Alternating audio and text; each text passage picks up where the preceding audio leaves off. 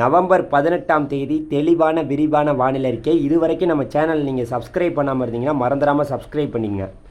அதாவது இந்த மாத இறுதியில் நவம்பர் 26, 27, 28 தேதி வாக்கில் நம்மளுடைய தமிழகத்துக்கு நெருக்கமாக ஒரு தீவிரமான ஒரு நிகழ்வு நீடிக்க போகுதுன்னு நம்ம சொல்லியிருந்தோம்ல. அது புயலாக கூட இருக்கலாம். கண்டிப்பாக ஆழ்ந்த காற்றழுத்த தாழ்வு மண்டலம் வரைக்கும் உருவாக போகுது. தமிழகத்துக்கு தான் வரப்போகுது. அது எங்கே கரையை கடக்க போகுதுங்கிறது தான் இப்போ கேள்வி. அதாவது பார்த்திங்கன்னா வட தமிழகம், குறிப்பாக பாண்டிச்சேரிக்கு வடக்கே இருக்கக்கூடிய மரக்காணம் அந்த பகுதியில் போய் கரையை கடக்க போதா, இல்லை தென் தமிழகத்தில் குறிப்பாக இலங்கை இருக்குல்ல, இலங்கைக்கு அதாவது இலங்கைக்கும் நம்மளுடைய தென் மாவட்டங்கள் குறிப்பாக சொல்ல போனால் உங்களுக்கு தூத்துக்குடி ராமநாதபுரத்துக்கு தெற்கே பார்த்திங்கன்னா கரையை கடக்க போதா அப்படிங்கிறது தான் இப்போ கேள்வி.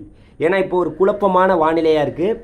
வட தமிழகத்தை நோக்கி செல்ல போதா, இல்லை இலங்கை கரை மீது ஏறி நம்மளுடைய அதாவது தென் தமிழகத்தில் கரையை கடக்க போதா. ஆனால் எப்படி இருந்தாலும் இது பார்த்திங்கன்னா அரபிக்கடலுக்கு தான் போகுது.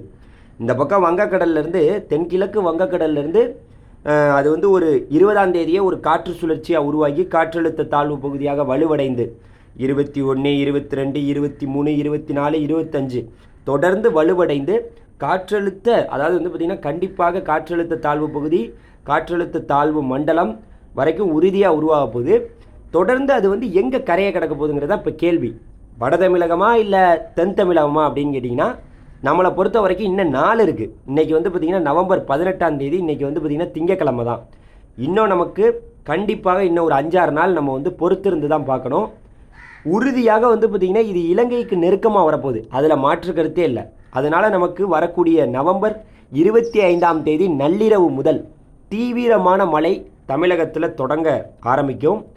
நவம்பர் 25ஆம் தேதி நள்ளிரவு தொடங்கக்கூடிய மழை 25, 26, 27, 28, 29 இந்த மாத இறுதி வரைக்கும் கொட்டுன்னு மழை பார்த்திங்கன்னா கொட்ட போகுது. அதனால் பார்த்திங்கன்னா ஒரு தீவிரமான மழைப்பொழிவை தமிழகம் இந்த மாத இறுதியில் சந்திக்க போகுது. அதனால் தொடர்ந்து வானிலை செய்திகளோடு அப்படியே தொடர்ந்து இணைந்துருங்க. அப்போ தான் நீங்கள் பார்த்திங்கன்னா முன்னெச்சரிக்கை நடவடிக்கைகளை எடுக்க முடியும்.